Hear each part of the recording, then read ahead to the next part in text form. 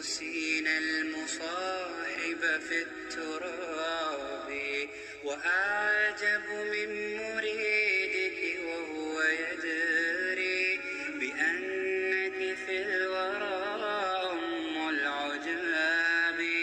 আসসালামু আলাইকুম, সবাই কেমন আছেন? আশা করছি সবাই অনেক ভালো আছেন।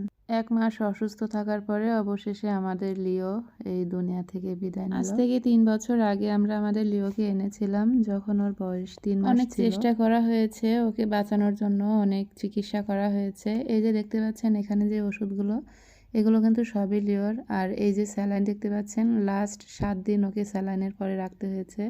খাওয়া দাওয়া সব কিছু বন্ধ করে দিয়েছিল, পানিও খেত না, যার জন্য প্রতিদিন ২ বার করে ওকে স্যালাইন দিতে হতো। ১ মাস অসুস্থ থাকার পরে যেদিন আমরা এই বাচ্চাটাকে আবার নতুন করে আনলাম, আর সেদিনই রাত্রেবেলা লিও মারা গেল।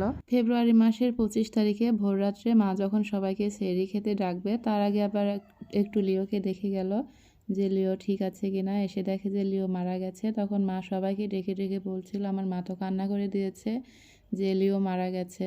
আর একটা আশ্চর্যের বিষয় কি জানেন, লিও মারা যাওয়ার মাত্র ২ দিন আগে একবারে সম্পূর্ণ সুস্থ হয়ে গিয়েছিল। ওর পায়ে পায়ে হাঁটতো আর ডাকতো খাওয়ার জন্য, তো ওকে খাবার দিলে সবগুলো খাবার খেয়ে ফেলতো, পুরোপুরি সুস্থ হয়ে গিয়েছিল। আমরা ভাবলাম যে মনে হয় এখন সুস্থ হয়ে গেছে, যাক আর স্যালাইন দিতে হবে না।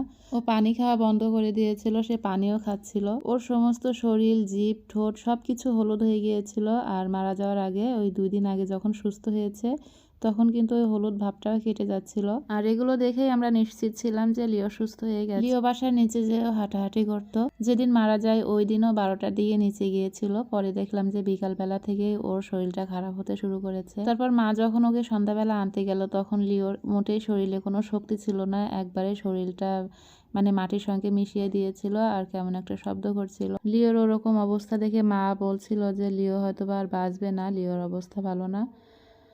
তো আর কি, আল্লাহর ডাকে সাড়া দিয়ে আমাদের লিও চলে গেল ৩ বছরের মায়া দিয়ে। এই যে লিও যখন সুস্থ ছিল তখনকার ছবি, তখনকার ভিডিও, মাশাআল্লাহ কত সুন্দর ছিল।